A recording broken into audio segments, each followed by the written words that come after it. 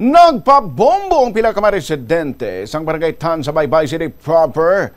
May kang tanan sa nasunog nga malinis ang kuryente sa Zone 3, Barangay North Baluarte, Molo sa Oktubre 23. Sunod sa mga residente, ribangod isa lang ka transformer ang ginpahamtang sang More Electric and Power Corporation nga ginagamit sang duwa ka barangay. Sa interview sang Bombo Radio kay Hilary Tamon, residente sang Tan sa Baybay, iagin pahayag nagaantos na sila sa nagabalik-balik nga problema sa kuryente nga madamo na nga beses nga natabo. Sa naupasaya ka na may magluntan nga sunog o kon problema sa linis ang kuryente sa North Baluarte, apektado man ang Tan sa Baybay bangod nga nagaisahan lang ang transformer. Naibaruan nga nagakross ang linya sang kuryente halin sa North Baluarte padulong sa Tan sa Baybay. Kaginapatihan nga kulang ang kapasidad sang transformer nga maghatag sang powers o kung supply sa duwa ka barangay. Ginpangabay sa mga pumuluyo nga hatagan solusyon sang more power ang ila madugay na nga problema kay ginapanawagan nga maging patas ang serbisyo nga ginhatag bangod sa ila insakto man ang ila pagbayad kada bulan. Ang akong concern sa kabilagwas ang pumuluyo sang Tan sa Baybay.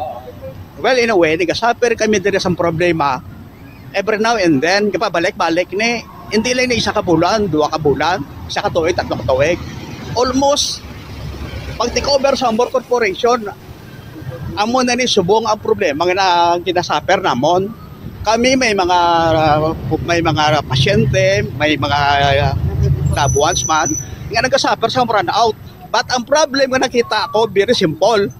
Ang causes sa problema, pero babalik-balik, tungkol sa pihak ng barangay. Ano ang barangay nito? Kaya nag-cross ang ilang line, dili pa kadto sa amon yang barangay. Nabarian ang kabahin sa pahayag ni Hilary Tamon na residente sa among lugar. Sa kaangot nga balita, nagpaathag naman ang More Electric and Power Corporation may kaangtanan sa nasambit nga reklamo sa mga residente sa Barangay Tan sa Baybay City proper, Iloilo City.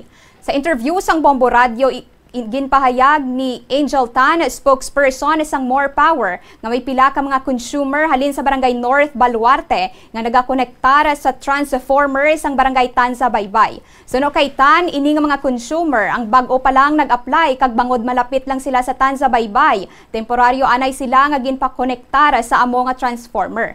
Dugang panitan ini nga sitwasyon kabahin sang kumpanya batok sa iligal nga koneksyon ukon pagkawat sang kuryente. Ginklaro man ni Tan nga ang duha ka barangay yara sa idalom sang rehabilitation program sang kumpanya sa masunod nga tuig agod madugangan sang bag-o nga transformer kag mabaskog ang power supply. Ginpasiguro pa sang More Power nga nakapadulong na ang ila team sa lugar para magpatigayon sang survey kag maglantaw kung pila pa ka mga transformer ang kinahanglan nga idugang agod ma-accommodate pa ang madamo nga mga consumer. Yari pamatian nato ng dugang nga pahayag sang spokesperson sang More Power.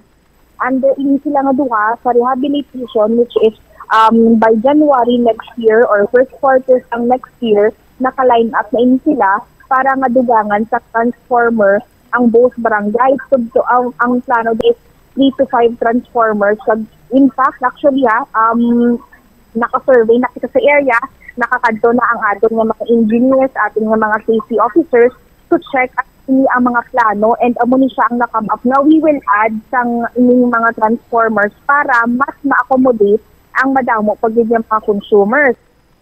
Nabatian ang kabahin sang pahayag ni Angel Tan, spokesperson isang More Power. 13 minutos magkarigan sa alas 6 sa aga.